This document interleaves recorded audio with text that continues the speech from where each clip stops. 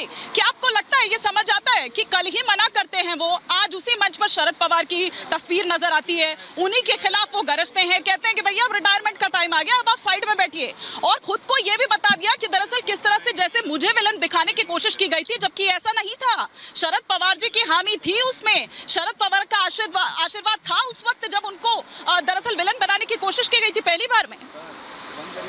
देखिए, ये सब जो है ये मोदी जी के काम का करिश्मा है। आपने देखा है शिवसेना कैसी टूटी है। मोदी जी ने लास्ट 9 साल के अंदर और ये बीजेपी ने जो काम किया, गठबंधन ने, बीजेपी गठबंधन ने पूरे देश में जो काम किया है, इसका ये नतीजा है। कोई भी नेता रहेगा या कोई एमएलए एमपी रहेगा या कोई बड़ा नेता रहेगा, इसको एक ही सोच रहती है, मैं जीत के आया तो मैं मेरे सब एरिया या मेरे स्टेट का मैं डेवलपमेंट करूंगा। आज जो मोदी जी जिस तरह से आज काम कर रहे हैं, गरीब जनता के लिए, आम आदमी के लिए जो काम कर रहे हैं, वो सबके नजर में आ रहा है। बड़े नेता, आप उद्धव जी ठाकरे देखो, शरद जी पवार देखो, ये सब बड़े बड़े नेता है। इनके सोच से इनके घर वाले भी नहीं जा रहे। ये मोदी जी का करिश्मा है, उनके काम का करिश्मा है। आपने देखा है उद्धव जी का जो उन्होंने सोचा वैसा नहीं हुआ। प्री अलायंस जो गठबंधन था वो तोड़ा उन्होंने, लेकिन एकनाथ शिंदे साहब जो विचारधारा के, उनको अच्छा नहीं लगा। उनको डेवलपमेंट चाहिए था, महाराष्ट्र को आगे लेना चाहिए था। सेम चीज ये अजित पवार जी के साथ भी हो रही है।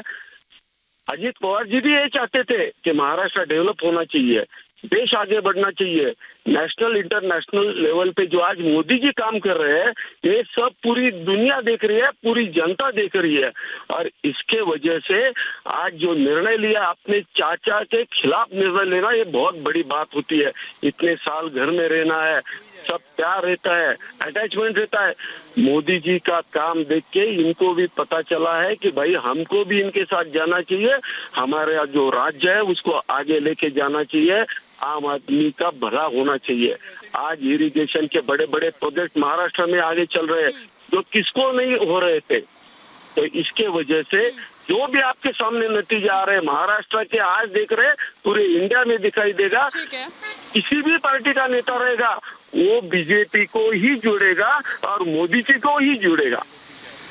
ठीक है, ठीक है। अजय वर्मा जी, हालांकि उन्होंने तो ये भी बताया कि कांग्रेस के साथ जब गए थे, और देखिए कि एनसीपी के पास ज्यादा नंबर थे, 2004 की मैं बात कर रही हूँ, जिसका जिक्र अजीत पवार ने किया था कि तब दरअसल कांग्रेस का जो मुख्यमंत्री है वो बना दिया गया। अगर उस वक्त ये फैसला ना लिया होता तो आज शायद महाराष्ट्र की तस्वीर कुछ और ही होती। लेकिन साथ ही साथ वो ये कह रहे हैं, जो अभी थोड़ी देर पहले यहाँ पर शिंदे जी बात यहाँ पर कर रहे थे, कि भाई हर कोई मोदी जी की विचारधारा के साथ है, जो वो काम कर रखे हैं, विकास के पथ पर सब आगे बढ़ना चाहते हैं। और सर, विधायक भी ना, जो आज ये स्ट्रेंथ देखने को मिली, दरअसल सत्ता के साथ ही जाते हैं, और वही दिखाई दिया आज।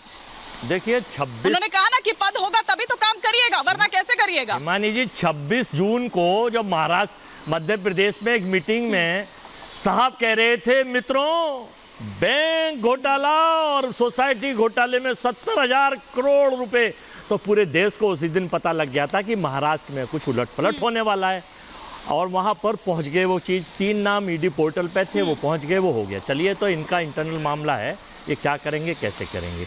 लेकिन जनता के अंदर, आप तो चूंकि महाराष्ट्र की धरती पर हैं छाता लिए, और वहाँ की जनता से अगर आप पूछेंगे हिमानी जी, तो वहाँ के मराठी मानुस और वीर शिवाजी के लोग ये बताएंगे कि किस तरह से लोगों को ठगने का काम ये लोग कर रहे हैं। आप आज तक, चूंकि सबसे बड़ा दुख तो ये था मोदी साहब को कि ये आने वाले टाइम में जवाब देगी ना, जब उसको मौका मिलेगा। जी जी जी, मैं वही बता रहा हूँ हिमानी जी कि फाइनेंस कैपिटल के नाम महाराष्ट्र माना जाता है। तो जब इनसे महाराष्ट्र छिन गया, महाविकास आघाड़ी विकास के पूरे काम कर रही थी, तो बर्दाश्त नहीं हुआ। फडणवीस साहब, जो कि इनके फादर आरएसएस और बीजेपी के बड़े नेता थे, और परिवारवाद पूरा चलाने के लिए मोदी जी को ये पता चला कि अब इन्हें डिप्टी सीएम बना दिया, तो ये बहुत बेचैन है।